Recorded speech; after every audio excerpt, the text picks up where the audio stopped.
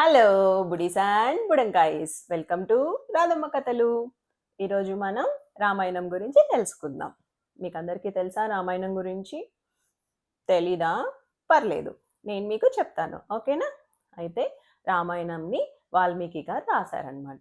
ఈ రామాయణంలో మనము శ్రీరాముడు, సీత, లక్ష్మణుడు, హనుమంతుడు, రావణాసురుడు ఇలా చాలా క్యారెక్టర్స్ గురించి తెలుసుకుంటాం అనమాట. అయితే ఈ రామాయణాన్ని 7 పార్ట్స్గా డివైడ్ చేశారు, అంటే 7 భాగాలుగా. దాన్ని కాండాలు అంటారనమాట. First one Balakanda, second one Ayodhyakanda, third one Aranyakanda, fourth one Kishkindhakanda, fifth one Sundarakanda, sixth one Yuddhakanda, seventh one Uttarakanda. అయితే ఈ 7 పార్ట్స్ గురించి ఇప్పుడు మనం బ్రీఫ్గా తెలుసుకుందాం, ఓకేనా? ఫస్ట్ది బాలకాండ కదా. దీనిలో శ్రీరాముడి యొక్క చైల్డ్హుడ్ గురించి తెలుసుకుంటాం అనమాట. అలాగే విశ్వామిత్రుడితో కలిసి యాగం చేయడం, సీతా స్వయంవరం, శివధనస్సుని బ్రేక్ చేయడం, ఇవన్నీ ఈ బాలకాండలో వస్తాయి.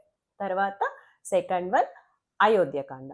ఈ అయోధ్యకాండలో శ్రీరాముని యొక్క పట్టాభిషేకం గురించి వివరించడం, అండ్ కైకేయి కోరిక మేరకు శ్రీరాములు వారు అడవులకు వెళ్ళడం, భరతుడు రాజ్యపాలన చేయడం, ఇవన్నీ మనం అయోధ్యకాండలో చూస్తాం.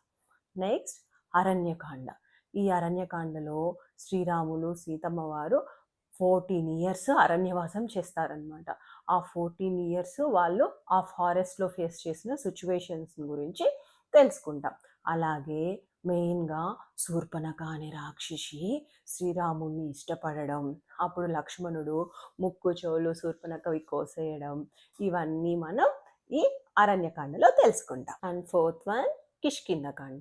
ఈ కిష్కింధకాండ అంటే దీనిలో వానర రాజులైన సుగ్రీవుడు, వాలి రాజ్యమైన కిష్కింధను రాముల వారు చేరుకుంటారనమాట. ఇక్కడ రాముల వారు సీతమ్మను వెతుక్కుంటూ వెళ్తారా, అప్పుడు కిష్కింధకి చేరుతారు.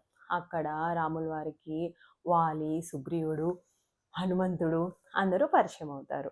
దానికి సంబంధించినదే ఈ Kishkindha Kanda. Next fifth one Sundarakanda.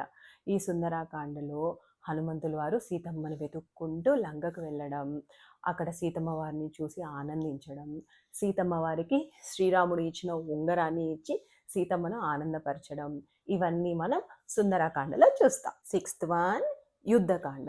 ఈ యుద్ధకాండలో రాముడు రావణుడి మధ్య జరిగిన యుద్ధం గురించి తెలుసుకుంటాం అన్నమాట. And seventh one Uttarakanda. ఈ ఉత్తరాకాండలో రాముల వారు తిరిగి అయోధ్యకి రావడం, సీతమ్మ వారిని అడవులకు పంపించడం, లవకుశలు జన్మించడం, ఇవన్నీ మనం ఈ ఉత్తరాకాండలో తెలుసుకుంటాం. అయితే ఈ కాండాలన్నిటి గురించి బ్రీఫ్గా మీరు తెలుసుకోవాలి అనుకుంటే నెక్స్ట్ వీడియోస్ని ఫాలో అవ్వండి. అంతవరకు like, share, subscribe to Radhamma Kathalu. Thank you.